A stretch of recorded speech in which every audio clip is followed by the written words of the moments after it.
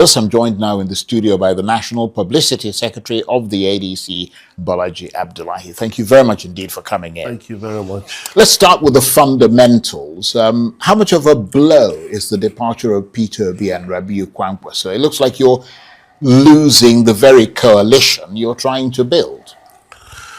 Well, I mean, thank you very much. I will be lying to say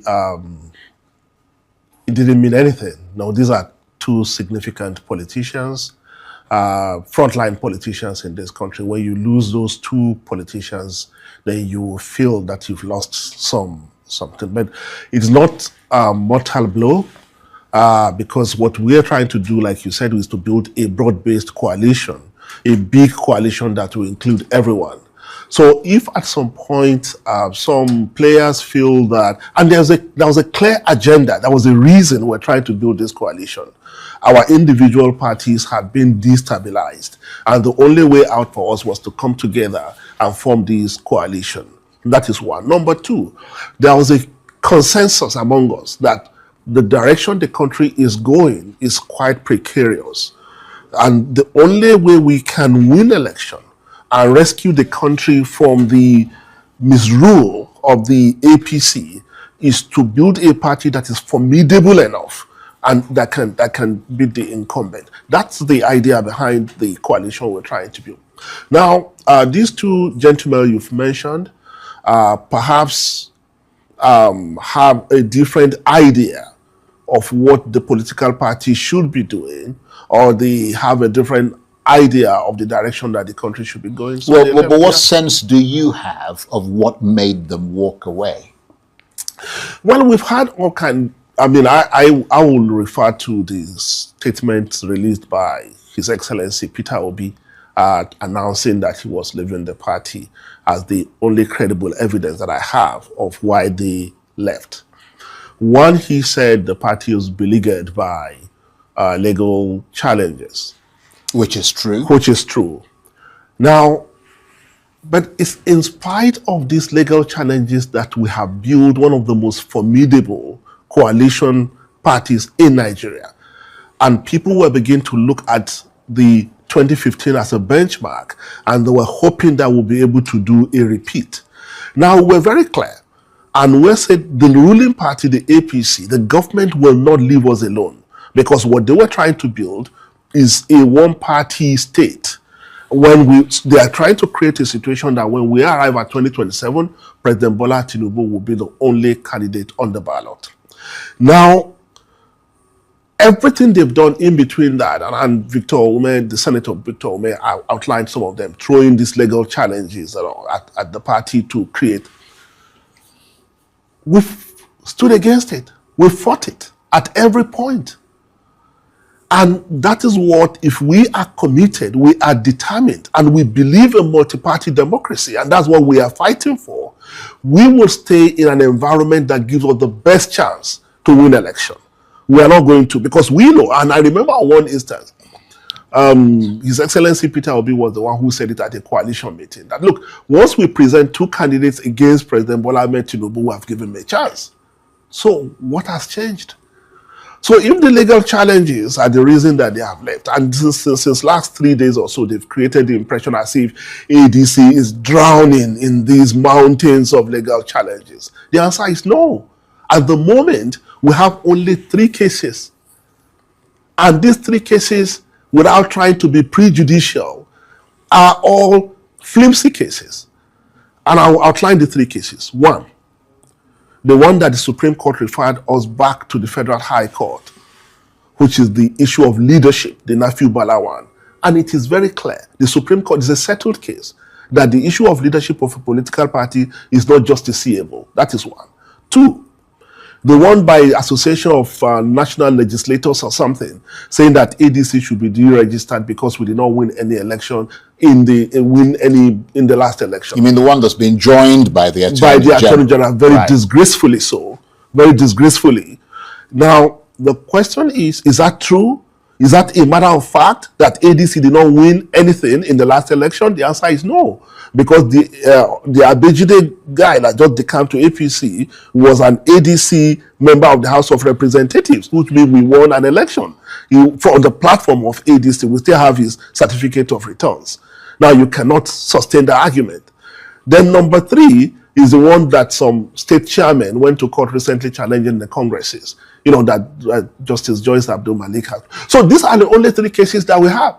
So, but they give the impression that ADC is in this precarious situation and it is destabilizing. Now, that is number 1. Number 2, he said, there are situations within the party, you are not made to, you don't feel wanted, you are being treated like this. Come on. Charles, I can tell you, as the National Public Secretary of ADC, that none of the aspirants, none of the leaders has been favored by the party the way His Excellency Peter Obi has been favored. Well, that's not the impression that's being given. And I'll give you evidence. I'll give you evidence. I mean, the impression that's being given is it's been essentially like Atiku's. No, that's not true. Okay, I'll give you what is the heart of the operation? Which office is the heart of the operation of a party? The organizing secretary's office. Is the organizing secretary's office that organizes the internal elections, the primaries, the congresses, and all that. Is the national organizing secretary. Is Peter Obi's man. Yeah, but that doesn't mean that, I mean, the issue here is whether or not the party has been, I don't want to say set up, but if you like, rigged up in favor of a particular candidate. That's the impression that they have, and they're in a position to be able to make that determination. No, that's the impression they are giving. So what would be the point of joining the party in the first place? Hang on, that's the impression they are giving, but this is not based in fact. And nobody within the ADC who is not part of the gravy train will tell you this. I will explain to you. We started the coalition journey almost about 2 years ago. Don't forget, before His Excellency Peter Obi made up his mind to join the ADC in December of last year, it took almost 6 months. We were always meeting with him. He was always coming to the coalition meeting. Then he refused to join. He was giving excuses. At the point he said, the issue of zoning needed to be settled before he could join. And we said, look, if you want to join, come and join the party. If you believe in what we believe in, come and join the party. We are not going to, if you want to come on a precondition that will determine zoning before you come, this is a coalition. We are not going to be able to guarantee that. Then he came in December. Now, does it mean, and I heard you ask earlier about judgment, does it mean that before he joined, almost taking him almost a year to decide to join the ADC, he didn't see that it was an Atiku party? Well, I tell you what, okay. No, because he didn't see that it was an Atiku party. And so you are telling me, and we've defended it ad infinitum, ad nauseum, sorry. You're saying that the impression we're getting is that they say that they were given certain impressions. Who gave this? Well, I don't know. I'm not in the party. You see, I'm not trying to be sexist. Yeah. But what is known is that when a woman wants to divorce her husband, she gives all kind of excuses, including him suffocating her with too much love. That's what I think is going on. Look, a political. So you guys were suffocating him with too much love, and he couldn't take it. So he couldn't take it. I like that. The point today is that ADC is a coalition of political parties, of political leaders from different backgrounds. And anyone who wants to leave the coalition is free at any point to leave freely. But you don't have to be given this excuse, because sometimes you come across as if you are whining. Well, they have to give reasons. No, that's what I'm saying. But you don't to justify their leaving. Why do you think he left then? If you don't think that the reasons he gave are plausible, I may be wrong, but I'll tell you why I think he left. I think it's premeditated. It didn't just happen last Saturday. It's premeditated, and you can verify it. About 2 months ago or so, he had a meeting with Seriake Dixon in Kano with Kwankwaso. That week, Kwankwaso was making up his mind to come to the ADC. Then they had that meeting in Kano with Seriake Dixon. Then after that meeting, I went to see Governor Dixon. I said, Governor Dixon, Kwankwaso was planning to join the ADC until you met with him in Kano. Then he began to do this and this. I hope you are not trying to set up a different platform. Because when you do that, you will have divided the rank of the opposition and given the incumbent an opportunity to come back to power. I hope that's not what you're trying to do. He said, no, that's not what I'm trying to do. Actually, the NDC, I have it. If anything happens to ADC, you guys can come. I said, but who else has this understanding with you? Is this understanding that you have a shared understanding? Then he said, yeah, and then I explained to him. Now, what I'm saying is that all this had been pre-planned. And that is why it's easy for some people to begin to look back and wonder whether Governor Rabiu Kwankwaso was actually not a Trojan horse that was brought into the ADC. You're talking about divisions. Yes. I mean, the argument that's being made is that there are, by implication, divisions within the ADC itself. That if you were going to if you've got all these big wigs in there with enormous egos and ambitions, and you were not going to settle for a consensus candidate. No. What you're going to have is political warfare. No, so the divisions were already there. We're going to settle for consensus because, like you rightly said, there was no possibility of us doing direct primary. Right. The Electoral Act. So the impression was that that consensus was leading in a particular direction. Whether it was leading in a particular direction, right, or in the direction of Atiku, or it was slow in coming. Right. What you see, honestly, I think the kind of party, the kind of party that a Peter Obi needed was the party he's in now. A party that belongs to one man that he can say, I guarantee you the ticket before you come in.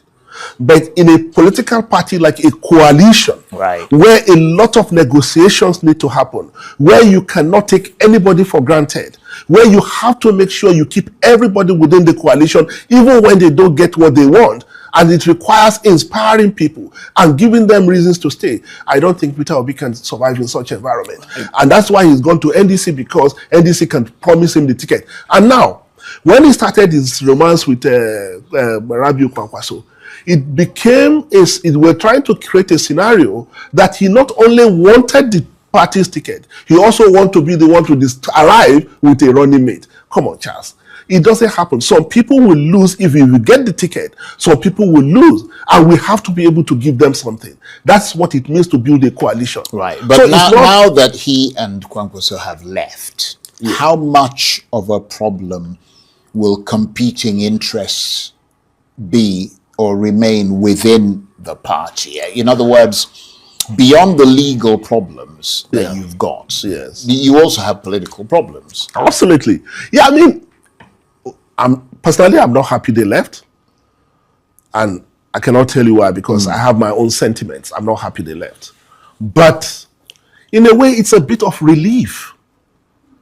Now we can focus on really doing what we need to do without being under the pressure cooker that they were trying to put us in. Are you disheartened? No, not at all. In the sense that what you tried to achieve, which was to unify the opposition, appears to have failed now. No. Between himself and Kwankwaso, they've got 7 million something votes. We don't even, and that's a big chunk. Don't taken away from that. No, that's. I mean, there's no guarantee that because you won. I understand. No, because you won what I'm saying is that 5 million election in the last election, but you still have that. But you make those somewhere. You make your assessments based on certain projections. It's just like when you're making statistical projections. That's what I'm saying. Like is it a setback? Is it a setback? The answer is yes. Is it a fatal blow? The answer is no. Because the objectives are very clear. They are still the same. We don't think they are our enemies. We are not going to go into a dogfight with them to say, oh, they are not our enemies. As long as the objective is still clear. Yeah, but if it's not about the objective, it's about the realization of that objective. If your objective was to unify the opposition, you haven't done that because you failed to bring the opposition parties together. You brought some opposition individuals together, but you haven't brought the parties together. That's number one. Number two is that given all that, those opposition individuals that you brought together have started to leave, and starting with two major parts of but that. they are still people other who people came, third and fourth in the last election. You see, we can have a different take on what is going on, what is happening. There are three categories of people in ADC, leaders in ADC, and I can see them, right? And I know where I belong. One, there are those who are just looking for a platform to contest election, an SPV, to contest election. That's all ADC meant to them. There are those who think that ADC presents an opportunity to wrest the country from the misgovernance of APC. And the only reason they are in ADC, they don't want to run for any election. They want to ensure that this APC government ends because they believe they are moving the country in a different direction. There's a third category, some of who belong in the second category, who believe that ADC coalition gives us an opportunity to build a real political party, not just an SPV, but a real political party that is anchored on something. Now, I had His Excellency Peter Obi said, oh, he's not desperate to be president, he's only desperate to rescue Nigeria. That has to be built on something. We set up a manifesto committee because you ask us, what do you want to do differently? Yeah. We set up a manifesto committee. That's a good point you raised there, because I'm wondering what people like Patu Tomi, who's an essential part of that, what's he going to do now? We set up a manifesto committee that grafted through almost 2-3 months to develop a manifesto for the party and came out with clear positions on what we will do differently. You may invite His Excellency Peter Obi here and ask him, what is the ADC position on fuel subsidy? What is the ADC's framework on security?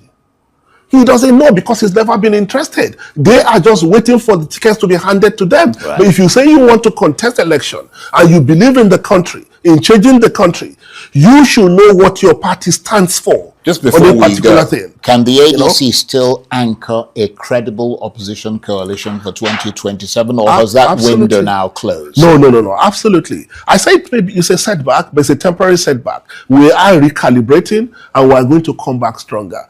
The possibility of a 3-horse race, has it dented our chances? Perhaps. But is it mortally so? No. So is the way now clear for Atiku to essentially get the nomination? No. It is by far. I mean, you see. Well, he clearly is the person with the biggest chance of getting it. I mean, he came second in the last election. It doesn't work that way. It doesn't work that way. Right. There are people who are. Rotimi Amechi he came second to Asiwaju in the APC primary. Yeah, but the primary is different exactly. from a presidential election. Yeah, that's what I'm saying is that if you say that is the path now clear for Atiku, and the reason you are saying that is because he won so many votes, why not? But I'm saying that this party ADC is not going to be an SPV for anybody. Okay. Well, you've made that point. I've got to write. So what they wanted was an SPV, and we can't give it to them. Okay. Bolaji Abdullahi.